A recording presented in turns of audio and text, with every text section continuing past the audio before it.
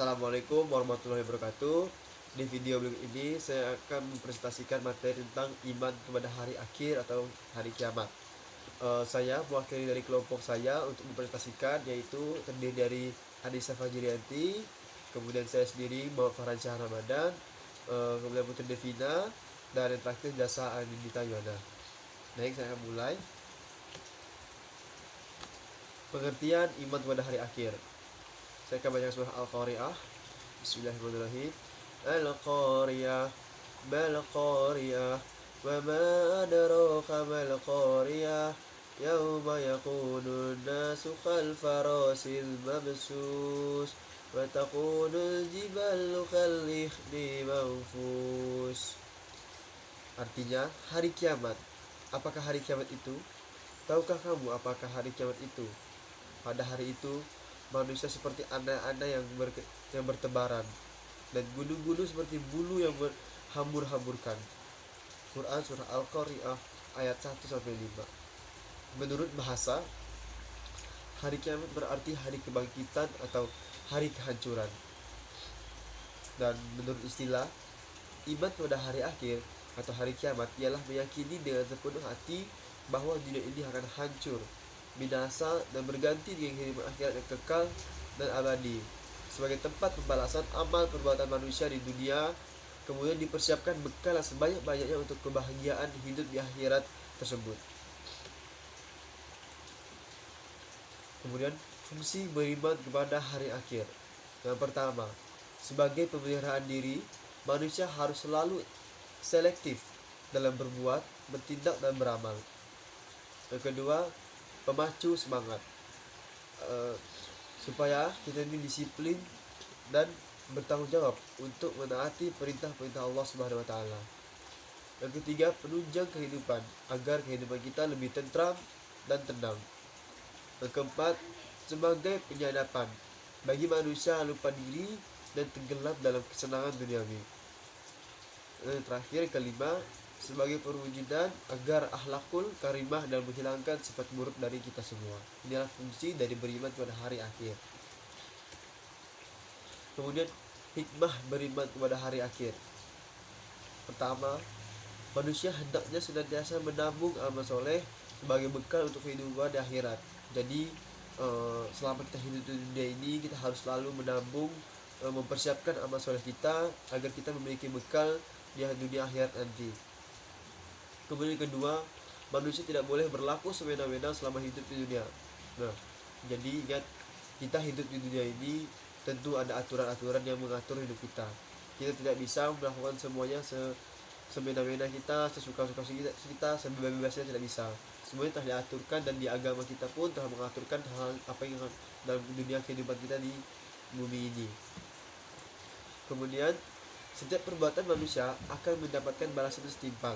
Nah, jadi ingat, setiap perbuatan yang kita lakukan di bumi, entah itu baik atau buruk, kecil atau besar, itu pasti akan ada balasannya nanti di akhirat, atau entah itu di dunia ataupun di akhirat pasti akan ada balasannya.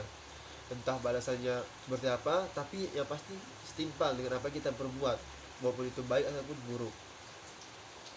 Kemudian kaum mukmin harus selalu ingat bahwa hari kiamat pasti akan terjadi. Nah, sebagai orang mukmin, sebagai orang muslim, kita harus percaya ya, bahwa kita harus ingat bahwa hari kiamat pasti akan terjadi. Dan kemudian membuat kita memahami akan arti tujuan hidup. Nah, ingat, kita hidup di dunia ini semata-mata hanya karena ridho Allah Subhanahu wa taala, hanya karena ingin mengejar surganya Allah. Dan kita tahu bahwa kiamat itu pasti akan terjadi, dan kita harus tahu tujuan hidup kita di dunia ini untuk apa yang lebih utama. Nah, pasti kita harus tahu, harus bisa mendapatkan ridho dari Allah Subhanahu wa taala. Kemudian kita bisa menerima segala ketentuan dari Allah dengan ikhlas. Nah, lanjut materinya, peristiwa yang terjadi di hari akhir. Nah, ini adalah peristiwa secara singkat garis besar yang akan terjadi di akhir-akhir nanti. Yang pertama ada Yaumul Kiamah, yaitu hari kiamat. Setelah dari hari kiamat, kita ke Yaumul Bad'as. Yaumul Bad'as ini adalah hari kebangkitan. Setelah kita hari kiamat, pasti itu orang-orang akan mati, meninggal, kemudian ke Yaumul Bad'as akan dibangkitkan lagi. Nah, kemudian kita akan ke Yaumul Hasyr. Yaumul Hasyr ini adalah hari berkumpulnya seluruh makhluk hidup di padang mahsyar. Jadi seluruh makhluk hidup berkumpul di padang mahsyar tersebut. Kemudian ke Yaumul Hisab. Nah, setelah kita berkumpul, kita pergi ke Yaumul Hisab, yaitu di mana hari perhitungan. Disitulah amal soleh kita, kemudian amal buruk kita, semua kebaikan diperhitungkan untuk dipertimbangkan apakah kita ini akan masuk ke surga atau neraka.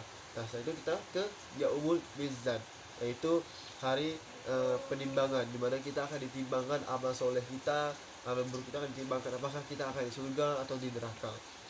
Terus itu adalah singkat peristiwa yang terjadi di hari akhir. Nah, kemudian macam-macam kiamat. Kiamat itu terbagi menjadi dua, yaitu kiamat sugro dan kiamat kubro. Yang pertama kiamat sugro. Kulna fi zani qatul mauti wa ina matawan tawafauna na ujarakuma yaumal qiyamah. Artinya tiap-tiap yang bernyawa pasti akan mengalami kematian, dan sesungguhnya pahala kamu akan disempurnakan pada hari kiamat. Quran Surah Ali Imran ayat 185. Kiamat sugro adalah kiamat kecil, yaitu berakhirnya kehidupan semua makhluk yang bernyawa dalam skala kecil, contohnya kematian, bencana alam, dan lain sebagainya. Tanda-tanda dari kiamat sugro ya. Pertama, manusia bermegah-megahan dan melupakan Allah Subhanahu wa taala. Bisa kita lihat di dunia sekarang ya, banyak orang yang sudah kaya raya, rezekinya melimpah banyak, bahkan tapi mereka masih sombong. Kemudian mereka tidak mau menyisihkan rezeki mereka untuk orang-orang yang lebih membutuhkan gitu. Mereka lebih mengejar duniawi, berfoya-foya dengan apa yang mereka miliki sekarang. Padahal mereka tidak ingat semua yang mereka dapat itu hanya titipan dari Allah Subhanahu wa taala. Nah, kemudian selanjutnya adalah tanda-tandanya selanjutnya adalah seorang anak durhaka kepada orang tuanya. Ya, kita bisa lihat zaman sekarang banyak sekali fenomena-fenomena tentang anak yang durhaka kepada orang tuanya. Bahkan ada sampai anak membuang orang tuanya, dan ini adalah salah satu tanda kiamat sugro. Kemudian zina mulai merajalela. Nah, kita bisa lihat zina di mana-mana sekarang ya. Bahkan tidak hanya zina lawan jenis, tapi bahkan ada zina sesama jenis yang kita bisa lihat zaman sekarang. Bahkan di dunia Eropa sana melegalkan hal tersebut. Astagfirullahaladzim. Kemudian manusia kembali menyembah selain Allah Subhanahu wa taala. Dan yang terakhir, ilmu agama tidak dianggap penting. Nah, ini kita bisa lihat orang hanya berpatok kepada dunia, hanya berpatok dengan pikirannya, hanya berpatok hanya hawa nafsunya saja. Padahal semua perbuatan kita, semua tindak kita itu sudah ada diatur dalam agama kita dan telah diatur oleh Allah Subhanahu wa taala. Dan ilmu agama inilah menjadi dasar yang sangat penting untuk kita melakukan sebuah perbuatan. Sayang sekali dan sekarang banyak sekali ilmu agama yang tidak terlalu dianggap penting, bahkan hanya disepelekan bagi orang-orang. Itu dah tanda kiamat dari tanda-tanda dari kiamat sugro, dan selanjutnya adalah kiamat kubro. Ya ayyuhan nasu taku rabbakum inna zalzalatas saati ati sayun azim. Hai manusia, bertakwalah kepada Tuhanmu. Sesungguhnya kegoncangan pada hari kiamat itu adalah suatu kejadian yang amat besar dan dahsyat. Quran Surah Al-Hajj ayat 1.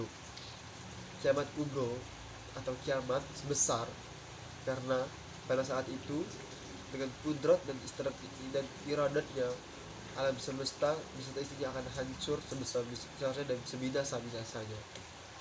Kemudian tanda kiamat kubro atau kiamat yang besar tadi, yang pertama, matahari terbit dari barat, kemudian munculnya kabut atau dukhan, kemudian gerhana di timur, kemudian munculnya Dajjal, yang paling kita tahu itu adalah Dajjal, kemudian keluarnya Ya'juj dan Ma'juj, dan yang terakhir adalah munculnya Isa bin Maryam, yaitu Nabi Isa, anaknya dari Maryam. Nah, ini ada beberapa dalil nakli tentang iman kepada hari akhir. Yang pertama ada surah Al-Zalzalah. Saya bacakan, bismillahirrahmanirrahim.